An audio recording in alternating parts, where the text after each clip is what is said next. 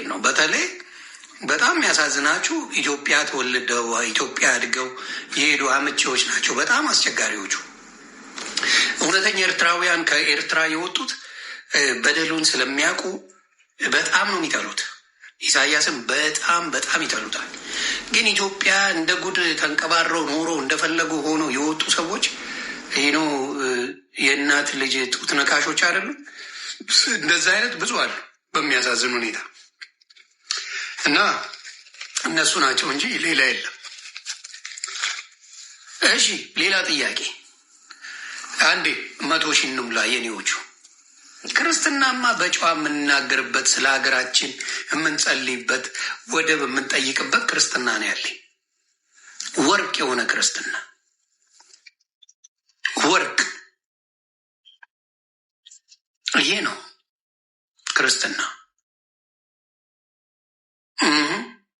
ሀገር የምታድግበትን መንገድ የምናመቻች ክርስትና አለን እኛ እንጂ የባንዳ ክርስትና የለንም እኛ። ክርስቲያን ኢትዮጵያዊነት የኢትዮጵያዊነትን ጥቅም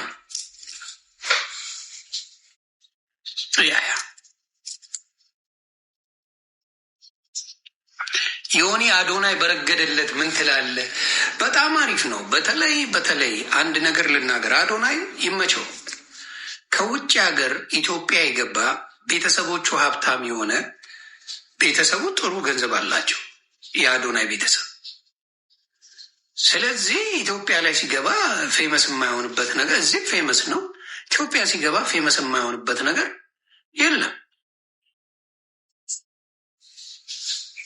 የማይሆንበት ነገር የለም። አሁን ያለበት ሁኔታ ደግሞ ብዙ የሚደብር ነገር የለውም። ጥሩ ነገር እያደረገ ነው። ጥሩ ሞቲቬት እያደረገ የተቸገሩ ልጆችን እያነሳ ምናምን ስላለ ብዙ ተቃውሞ የለኝም። ግን ነው ኮንቴንት ክሬተር ነው ካልከኝ በምን ቴዝና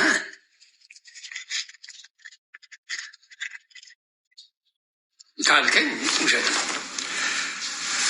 ግን ያንን ነው የምልህ። ግን እንዳልኩ አሁን ኢትዮጵያ ጥሩ ኑሮ እንደሚኖር ቤተሰቦቹ ጥሩ ላይ እንዳሉ ምናምን ነው። አሁን ደግሞ ኮሜርሻል ይሰራል። በተለይ ጃኒ ጎበዝ ናት፣ ኢትዮጵያ ላይ በጣም አክቲቭ ናት።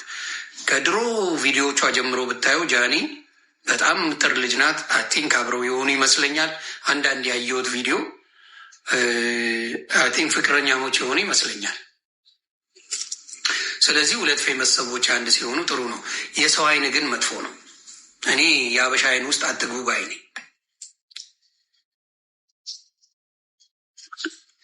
የአበሻ አይን እንጨት ያደርቃል፣ ብረት ያጣማል።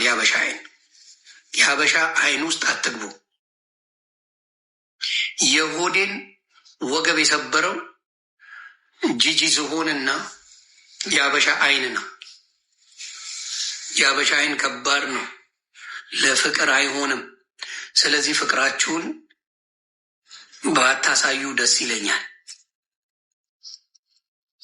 ፍቅራችሁን ብዙ ባታሳዩ ደስ ይለኛል። ምክንያቱም የእኛ ሰው ያጨበጭብላችኋል። አብራችሁ ስትሆኑ በሆነ ነገር ስትጣሉ አለቀላችሁ።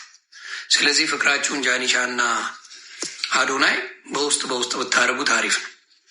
ምክንያቱም የእኛ ሰው ነገርኳችሁ በጣም ከባድ ነው። ያ በጣም ከባድ ነው። የእኛ ሰው በጣም እያንዳንዱን እንቅስቃሴያችሁን የሚከታተል ነው እና በተለይ በፍቅር ላይ እኔ የቆየ ፍቅር አላየውም። ሶሻል ሚዲያ ላይ መጥተው አብረው ቪዲዮ የሚሰሩ ሙሉ ወደ ኩላሊቱ ተመለሰ አንድ ልጅ እና ደስ ብሎኛል። ባለኩላሊቱ አብረው ሆኑ። አሪፍ ነገር ነው። እንግዲህ እግዚአብሔር ይሁናቸው፣ ወደፊት እግዚአብሔር ይሁናቸው። ባለ ኩላሊቱ ብሉቱዙ ኮኔክት አድርጓል። የኩላሊት ብሉቱዝ አለ ኮኔክት አድርጓል። እግዚአብሔር ወደ ጥሩ ነገር ይውሰዳቸው። አሁንም የሰው ሀሜትን የሰው ወሬን ከሰሙ ደግሞ ኩላሊት አስመላሽ ኮሚቴ ልናመጣ ነው። ስለዚህ ሁሉ ነገር ይወራልኝ የሚል ህዝብ አለ። በተለይ የቅርብ ፌመሶች ስግጥ ያሉ ሰገጤዎች ናቸው። የበፊት ፌመሶች ምንም አዲስ ነገር የለንም። እኔ አሁን የሚመስለኝ ሁለተኛው ኩላሊት እንዳይሄድ እያሳሰበኝ ነው።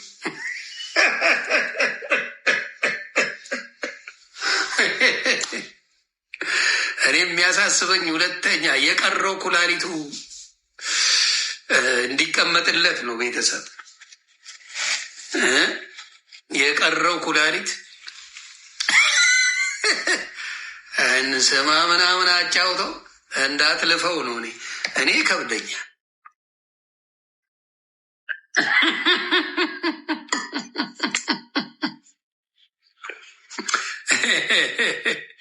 ያ ከባድ ነው፣ ከባድ። ሰሙ ጴንጤ የሆነ ምን ትላለህ? አላቀውም። እኔ ብዙም አቀው ልጅ አይደለም። ሰሙ የሚባለው ሳቀው ትንታኔ ይሰጣለሁ፣ ግን ለመበሻሸቅ ከሆነ ደስ አይለኝም። ጌታ ገብቶት ጌታን አውቆ ስለ ጌታ ጠይቆ እንደ ዮኒ ማኛ መልስ ሲያጣ ወደ ጌታ የመጣ ከሆነ እግዚአብሔር ይባርከው።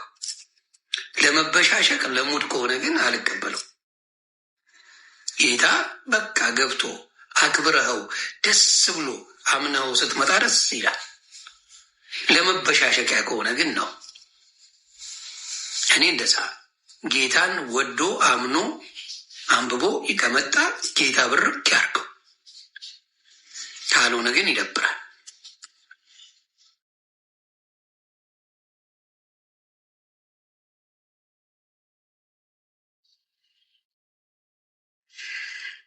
እሺ ያንተ ድፍረት ኖ እውነት ነው የሚያስደፍረኝ። ውሸት ብናገር እደበቃል። ውሸት የሚናገር ሰው መጨረሻው መደበቅ ነው። እውነት የሚናገር ሰው ማንም እየመረረውም ቢሆን እውነትን ይሰማል። እውነትን መናገር ምን አሁን ለምሳሌ ለኤርትራ አሰብ ምንም ጥቅም የላትም ይሁን ቢባል ራሱ ከ30 ዓመት በላይ ግመል ነው የሚሸናበት። አየህ፣ ከጠየቅ ግመል የሚሸናበት ጋርቤጅ የሆነ መሬት ጋርቤጅ የሆነ ወደብ ነው፣ ምንም ጥቅም የሌለው። ኢትዮጵያ ግን እንቁ ታወጣበታለች፣ ዳይመንድ ትሆናለች። ወደቡን አሳምራ ልዩ ታድርገዋለች። አየህ፣ አንዳንዱ ቆሻሻውን እዳሪውን እንኳን ይቀናባል። እዳሪውን፣ ቆሻሻውን፣ ካካውን ይቀናል።